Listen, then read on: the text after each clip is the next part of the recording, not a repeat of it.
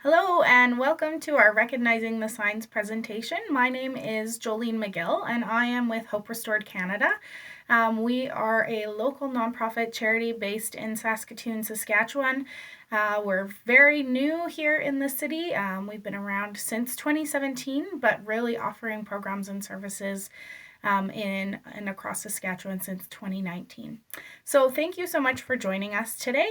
I just want to start off by sharing a little bit of who we are as an agency. So as an agency, we really work specifically with those who are sexually exploited, trafficked, and or have worked in the sex trade. And so our vision is to transform and support the lives of sexually exploited and trafficked individuals and youth in Saskatchewan specifically. And we do this by making a measurable impact for those who are sexually exploited and trafficked through education, partnership, funding, and programs. And so I'm not going to go into tons of our programs and what that looks like, but I invite you to check out our website. There'll be some more information at the end if you're interested to learn a little bit more about us. So today we're going to take a look at recognizing the signs and what you as an onlooker of a situation might be able to notice for somebody who potentially is being trafficked. And so we're going to go through some of the signs of the individual who may be trafficked, as well as I'll give you some signs about what a potential pimp or trafficker may look like as well. So I just want to start by saying that we know that this subject matter can be kind of triggering for some people. It might be new information or quite overwhelming and or really hit home for you. And so I really encourage you to take care of yourself in the midst of this. Debrief with someone you feel comfortable with after. Reach out to us if you have any any questions or conversations that you want to continue moving forward with. But please do take care of yourself. This is not meant to be a harmful presentation, but rather a helpful presentation. So I just wanted to put that disclaimer out there for you. So let's start and really look at the high level. So what is human trafficking? So when we look at the United Nations has a definition, and they include 4 types of trafficking that could exist, which is sexual exploitation, forced labor, domestic servitude, and the removal of organs. So for today's presentation, we really are going to be focusing on the side of sexual exploitation and what that looks like.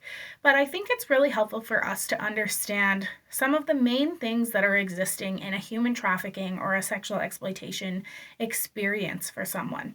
So there's a really long definition here on the slide presentation, but really I want to kind of bring it down to something that's very easy for people to understand. So human trafficking and sexual exploitation is happening when there is force of somebody who has to do something that they might not want to do. There was probably fraud or manipulation that existed in the situation for that person to get to that place where they're performing that act. There's fear present, so they're fearful for their life, for the life of somebody that they love, for their safety, for whatever their even maybe status here in Canada. And they do not get to keep any of the money that they make while they are performing that action. So there's some type of force, there's some type of manipulation, there's some type of fear, and they are not getting that money that they are making. So that kind of really helps us understand a little bit more of what a human trafficking situation looks like, and what we could maybe see. So when we're looking at what this might look like practically, these are just some places where you might see sexual exploitation exist. So we see exploitation and trafficking in the porn industry, within strip clubs, escorting, cam girls, which is kind of the online things that might be happening, adult massage studios, brothels, massage parlors, really any place where sexual services are sold. There are people who are exploited and trafficked in those situations. And so there's not one face to what exploitation and trafficking looks like. It's kind of hidden under some of these other places or some of these other institutions that might exist under the sex trade where people are selling sexual services. So that's what some of the things might look like in there. So before we dive into recognizing the signs, I just want to briefly share with you a little bit of the stages of how somebody may end up in a situation being exploited. So one thing I want to say is that traffickers and pimps are not stupid people or are not, they are very educated. They know this game very well. They work very hard at luring their victims in. And so the first thing that they really do is the luring phase. So this is where they're taking interest in a person and they're learning about their vulnerabilities. So they're learning what are the things that this person desires. They're learning where they hang out, who their friends are, what their favorite things are, what they want out of life, what's missing for them in life. And they're really beginning to just do some research on that person. And then they're going to move into the grooming, the gaming. We like to call this the honeymoon stage, where all that information that they learned in the luring stage, they're going to put into practice in that person's life. So if that person is missing a sense of family and belonging, they're going to provide that for them. So one of the most common ways that people are being exploited and trafficked today is through something called boyfriending. And so when we look at this, they really are posing as the boyfriend. They're posing as that person that loves them so much and is going to provide everything they ever desired for that family and place of belonging that they exist. If somebody, say, is looking more for an upscale type of lifestyle and they're wanting to make a lot of money, then they're going to shower them with gifts and help them kind of engage into that lifestyle that that person is looking for. And so they're going to provide whatever it was that they found in that luring and that kind of research stage. In this honeymoon stage, they're going to provide all of those things for that individual and make it seem like all of their dreams came true. Then we're going to move forward into the coercion and manipulation stage, which really is the confusing stage for the individual. So everything that was existing in the honeymoon stage would be wonderful, perfect. They cannot believe that they just won the lottery and they're in this amazing situation with this amazing person. And now they're in a situation where there's confusing signs, mixed signals. So if somebody is posing as the boyfriend, now they're going to introduce some of those controlling, violent, potentially degrading kind of situations into the relationship. And they're also going to turn around and come back to the honeymoon stage and make them feel totally loved and appreciated. And so this is where they're also going to start to break down this identity of, well, you chose to be here, so you are stuck in this, and really start to play with their mind. And the other piece that they're going to do in this stage is really make that person believe that they have no one else to rely on except for that pimp or that trafficker or their boyfriend or whatever they name them as, their manager.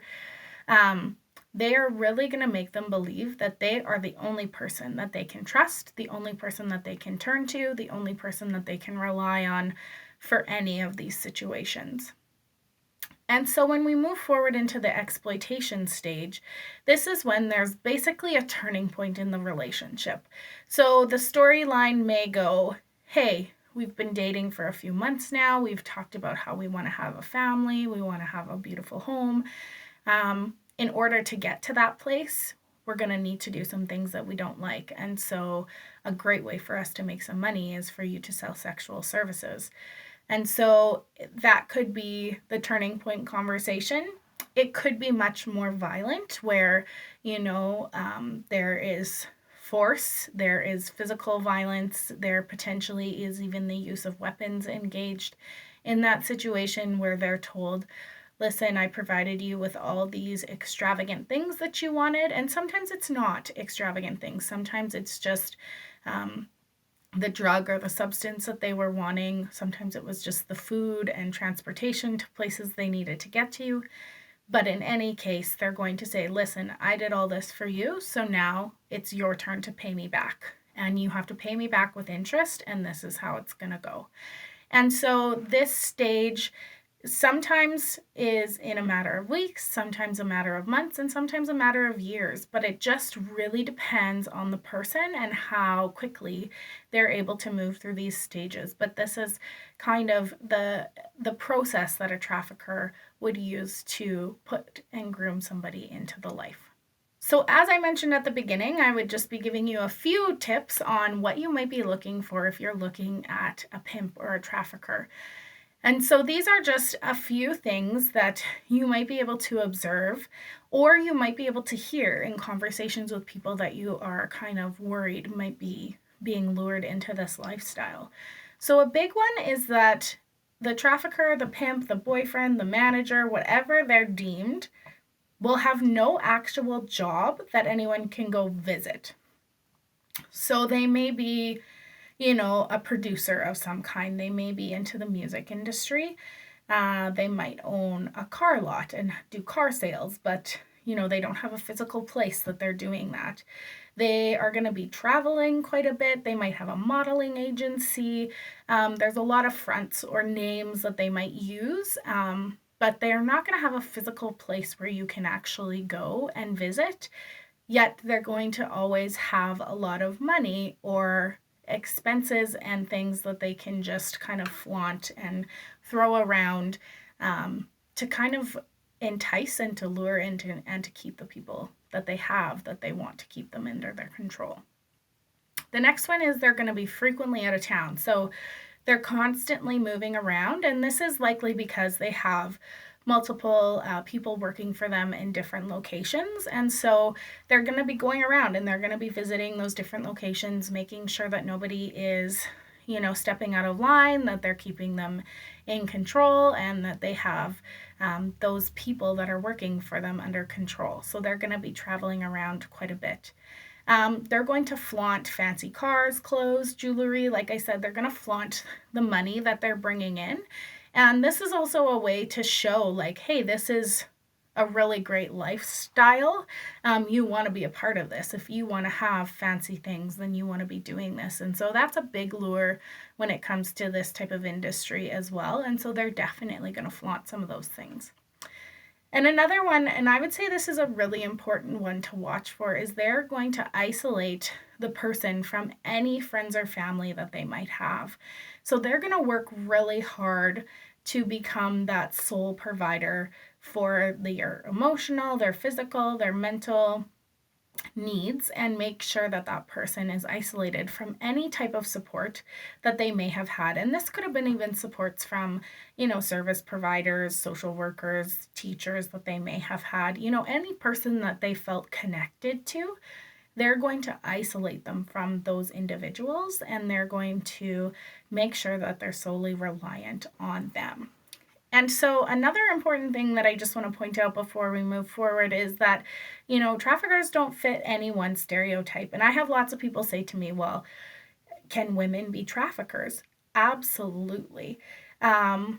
Women, aunties, peers, we're seeing this with younger youth in high schools, they're trafficking their friends and running their friends. And so this is something that goes across all different demographics, and it's all different types of people. And so there's not one face of what a trafficker looks like. And so we really need to begin to kind of deconstruct some of those things that stereotypically have existed in what a trafficker or a pimp looks like, and recognize that any person, it could be a family member, it could be a friend, it could be, an acquaintance that they met somewhere, but any person could be a potential trafficker. So now let's jump into some of the recognizing the signs of what you might notice in a person who potentially is being trafficked. And so it's really important for us to note off the bat that these are just some of the signs that you may be able to observe, but it doesn't mean if you are noticing any one of these signs that we're going to go through today that somebody is in fact being trafficked. These are just some that have been identified that are things that, are pause for us to say, hey, is there a way we can engage with this person to maybe have a caring conversation, or is there a way that we can resource them a little bit better if one of these things might be existing, or multiple of these things? I would say if you see multiple of these things in any given situation, then that is cause to, have some concern about what's going on. So the first one is this individual may show signs of slowly expanding their boundaries and values. And what I mean by this, a great example is if you take somebody who maybe previously, had never done anything sexually. Maybe they were really timid about their body and all of those kinds of things. And all of a sudden, they're wearing very revealing clothing. They're a lot more open to any type of sexual experience. They are very readily and willing to talk about those kinds of things. They throw it in regular conversation, and there is a lot less, taboo to the subject for them than there used to be. That's what I mean by slowly expanding boundaries. So you might be able to see some of those things exist. But it could also be, maybe they didn't ever want to travel anywhere or go out of the city, and all of a sudden they're making trips on the weekends, or they're staying out really late and not coming home. And so there's different kind of things that you can look at for boundaries there. And then, of course, the dressing inappropriate for their age or environment. Definitely for their age, I think we can all kind of know what that means. But we live in a very unique place in Saskatchewan where we have very drastic seasons. And so, seeing somebody who in the middle of winter is dressed with not super warm clothes and going out regularly and doing those kinds of things definitely is cause to say, why is that person wearing that in the dead of winter when it's minus 45? So definitely some of these things that we can kind of take a look at and have pause for question. So they may also have unexplained expensive things or an increase of money. And so I know we kind of talked about this before when, in the luring and the grooming or the honeymoon situation, they're going to be maybe lavished with all kinds of gifts and their life just seems so perfect. And so this is where if somebody previously didn't have money to buy, the Gucci or the Prada purses that they always wanted, and now they happen to have some. Okay, well, where did that come from?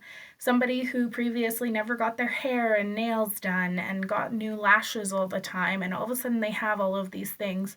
Well, where are all those funds coming from?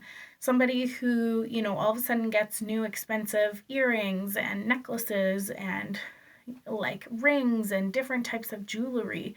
Well, where is that money coming from? And so this is really a great thing for us to begin to notice. I used to work with youth here in Saskatoon, and I remember working in a youth shelter, and we had a youth show up one day, and she had a new brand name Gucci backpack, and she also had a gold chain necklace with a diamond on it. And I just remember thinking, there is no way a child who is in care with the ministry has money to buy these things. And so that was really cause for me to have a conversation and say, hey, what is going on? You've been gone for a week and a half. Nobody's been able to hear from you. And now you come back with all these expensive things. Clearly something is going on in your life.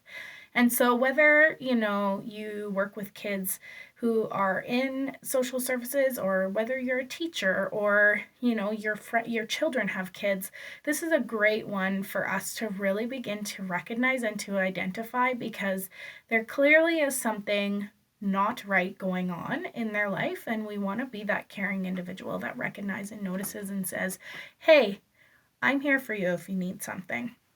So the next one that we might notice is kind of signs of controlling or abusive relationships. And so this one's hard because, when we look at domestic violence and those kinds of things, actually people who are trafficked and exploited commonly go to domestic violence shelters for assistance, because they think that that is what is happening to them, because there's this whole false assumption that they're in a relationship with their trafficker, they're dating their trafficker, but in reality they're being trafficked by this person. But some of the things that are different from an abusive and a controlling relationship is a little bit of the accompaniment side of things. And so this might look like them having a driver. It might look like, them being accompanied to every single appointment that they go to, not being able to go places on their own. They might have a roommate or someone that they live with who is constantly keeping track of them. And especially when somebody is being trafficked, when it's kind of a larger criminal ring, there's multiple people who are a part of that compliance situation for that individual. So something you might notice is they have a different driver and they have a different roommate. Then they say that they're dating different boyfriend. And so there's various people who are controlling and accompanying and putting that abusive relationship in perspective for them instead of just one person. So that's one thing that you can recognize, but definitely this is one thing that, I think is helpful for us to be aware of. So the next sign that we might be able to recognize is some of the signs of trauma abuse, such as bruises, cuts, burn marks, slash marks from knife wounds, that kind of stuff. So you may begin to notice that there's unrecognizable or new kind of signs of that. And sometimes when somebody is in a really situation like trafficking and it's really, really hard, sometimes we even turn to how can we still have control in this situation? And so there may be new acts of trauma that exhibit around some of that post-traumatic stress disorder, anxiety, some depression things that exist, suicidation. There's different things like that you might be able to notice as well. But definitely those are signs to kind of pause for question as to what is going on. The other piece is that they might not have control of any of their documentation. So that might be their finances, their passport, their status card, their ID, their health card, all of those types of things. And that is a really common way that traffickers will use to keep somebody in control, is that they have no control over their own ability to move from place to place, to get their own place, to get out and to get assistance and help, because they think, well, I can't get new identification, so I'm stuck in this situation. And so I cannot explain to you the amount of people that I've worked with that have come with absolutely no ID and no possessions and no bank account to their name when they are exiting this situation. And so this is one way that traffickers will control the individual that they're working with. And so especially if you have somebody who used to be more aware and involved in some of those things in their life, and then all of a sudden they don't have that connection or reality as what's going on, that's really cause for concern as to what is going on for them. So another thing that may be happening is that this person may begin to change their priorities to fit the trafficker's plans. And so what this is going to really sound like in practicality is them saying things like, we are going to do this. We're going to move to this different city. We're going to buy these cars. We're going to have this family. We're going to start this business. We're doing this together. And so things that previously were definitely their dream very much becomes that we're going to do this together. And so quite quickly, you're going to notice that this trafficker or this individual has kind of weaseled their way into any plans, any future, any dreams that this individual may have had for their life. And now they're making it their dreams to do together. And they're going to use that as a way to, exploit this person to get to that goal, which they're never going to get to that goal, but they're going to exploit them to get to that goal. So this one is really helpful, and I like to point this one out specifically for those who are working with youth or kids in a school atmosphere or a work atmosphere where, you can notice patterns changing. But another common one is they're going to be maybe sleeping through the day or tired through the day because they've been up all night and having unusual sleeping patterns. And this would be because they're working and they're going out and they're busting dates and doing that through the day. And so, or through the night, sorry. So these are things that you can kind of begin to recognize, especially in those earlier years when you're working with, youth through school or that kind of thing. And especially if there's also a change in their, attendance, a change in their ability to produce, a change in, their workload that they're doing, those kinds of things. And this is even as if, say somebody had previously had a job at McDonald's, we'll say, for example, and they were always on time and they were a really good team player and they were really engaged in their work, and all of a sudden they're late, they're calling in for days off when they're at work, they're not engaged, they are maybe standoffish, and just their personality and attitude towards those things have changed. And so that's something else that you can kind of notice. And to go along with that is they may have, feel anxious or paranoid that somebody's always watching them or always around, tense or fearful about what could happen, and they're unable to make eye contact with people. And that's for fear of seeing that something could be off or that they're not telling the truth. So these are just some of the things that you may begin to notice, and especially if you knew the person previously and these are new things that are kind of out of the blue, definitely cause to say, okay, what is happening? What is going on? And why is this existing in your life? So if you know anything about the game or the life, branding, tattoos, that kind of thing is a really common thing that happens. And basically this happens because it's the trafficker or the pimp saying, I own this individual, which is a really crude and cruel way of saying it, but that is essentially what this means. And so they're going to brand their person that they are trafficking, and this might be something on their face, on their arms, on their hands. It might be something about money, give me the money, money signs, their name. Or it could also be in a place where when the person is performing sexual acts, they're going to see, daddy or different things kind of put on their bodies so that whoever is having sexual intercourse with this individual knows that they are owned by somebody else. There may also be kind of signs about the life, the gang. If they're involved in a gang, then they may have, branding from the gang attached to them as well. And so definitely we're seeing, even with the younger people across Saskatchewan, that this is a way that gangs will utilize their young women specifically to bring in funds for the family or for the gang. So that's definitely another way. But this is something that you may notice. So if somebody's getting a new, very odd tattoo, it doesn't mean if they get a tattoo or have initials that definitely they're being trafficked. But I think that this is one thing that's pretty common that we're beginning to notice and see.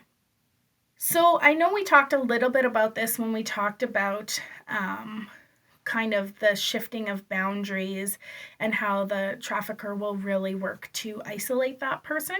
But on the side of the person who's being exploited, you're going to see them kind of step away and become less engaged in any relationship that was genuine and caring for them. So they're going to become secluded. They're going to hang out with their friends less. They're not going to show up to family gatherings. They're not going to be as engaged to those things. And when this is happening, they're probably going to make plans and then cancel them. And they're going to cancel them for reasons that seem somewhat reasonable or genuine. But it's going to start to happen more frequently. And so you're just going to start to recognize, okay, this person is always making plans and always canceling them. They never are able to connect. They're kind of becoming secluded with their own life. They aren't seeming to connect with anybody that they used to connect with. And so you're going to start to recognize some of those things in that individual's life. The other piece that you might begin to notice is that as you do have stories or conversations with them, there's going to be inconsistency in details. And I like to say, this often is for a lot of service providers, healthcare workers, people who might be able to see this individual through their time of exploitation and trafficking. But as they share where they've been, who they've been with, what they've been doing, what their work is, their life schedule, there's going to be inconsistencies likely in their details and in their stories and their whereabouts, just based on the fact that they're trying to cover up and hide what is truly going on in their life. And on top of this, they're likely going to be afraid to come forward to any type of authority. So this might be law enforcement. They may see, even social workers or that kind of thing as an enforcer or an authority. And so, and for that purpose is because they have been manipulated to believe that any person in a position of power is against them. They're not going to be able to help them. They're not going to believe them. They're not going to be able to assist them. There's no such resources And so they are going to be really fearful to come forward because likely they aren't going to be believed.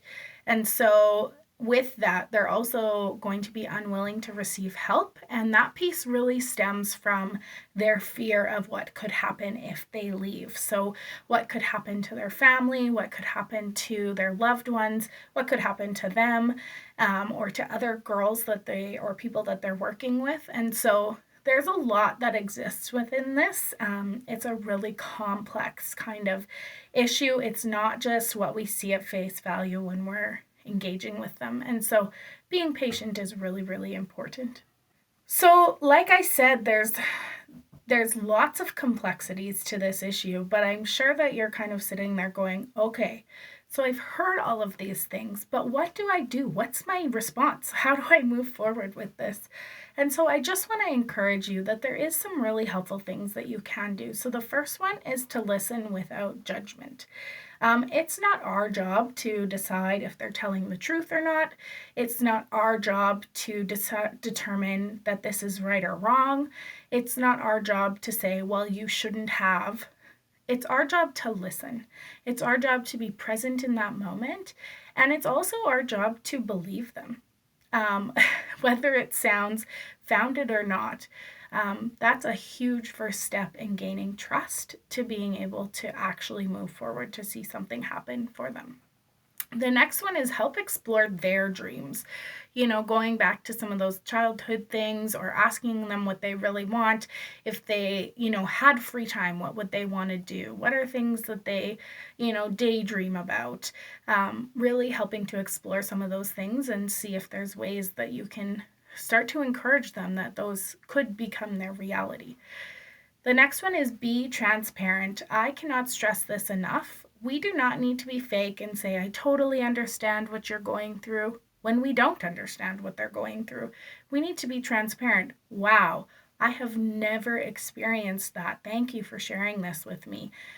Be real about where you're at, what you've experienced, and what you're able to offer them. They don't need another fake person in their life. They need someone who is honest, upfront, and who is, present.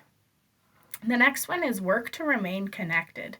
They are going to notoriously be hard to connect with. They're always going to be moving around. They're not going to likely have tons of time or ability to kind of get to those places. So sending a text every now and then, if that's a safe way to kind of connect with them, giving them a call, trying to set up coffees, finding ways that you can connect with them and work to remain connected. Let them know that you are a person who is willing to be a part of their life. You're willing to step into that mess and you're willing to be present when they have needs, and just let them know that you are there for when they are ready. The other one is build healthy boundaries. They likely are not going to understand what healthy boundaries are, and it's going to be really hard, but this is for you. It's really important that you have boundaries and you know what you can offer and what you cannot offer. So making sure that you're building that in and you're really mindful about those things. And the last one is offering useful and timely resources. So if somebody is talking about, for example, an addiction issue, don't say, well, it's time that you get away from your trafficker. Okay, well, let's talk about the addiction problem. So whatever that person is bringing up, let's offer useful things to them and timely things. And so what I mean by timely is if you have a person who's gone out for coffee with you right then, that's your opportunity to offer the resource, and that's your opportunity to drive to that place and to say, hey, let's set up an appointment. You may not be able to connect with them, the next week to give them those resources and give them that. So let's be timely in our responses and let's be proactive in what we're doing. So as I mentioned, I'm from Hope Restored Canada, and so this is a little bit about our organization and some of the programs and services that we offer. But I really want to encourage you, if you have any questions, if you're interested to know more about what we do, please reach out to us. We do have a safe house and program here in Saskatoon. We offer, day programming through the day. We work through 3 different phases of programming. So we do immediate exit. We work through addictions. We work through some of the trauma. We do some skills training, and we help kind of transition them into their own living situations and that kind of stuff. And they stay with us for about up to a year. We also have some other programs. We love to do education stuff. So please connect with us if you have any questions. Follow us on Instagram, Twitter, and Facebook, and reach out to us. But thank you so much for joining today. And please, if you recognize any of the signs, reach out to us, reach out to the Canadian Human Trafficking Hotline, reach out to your local police, and together we can be a part of hopefully helping to create some change and resourcing individuals that are being trafficked and exploited in Saskatchewan. Thanks so much.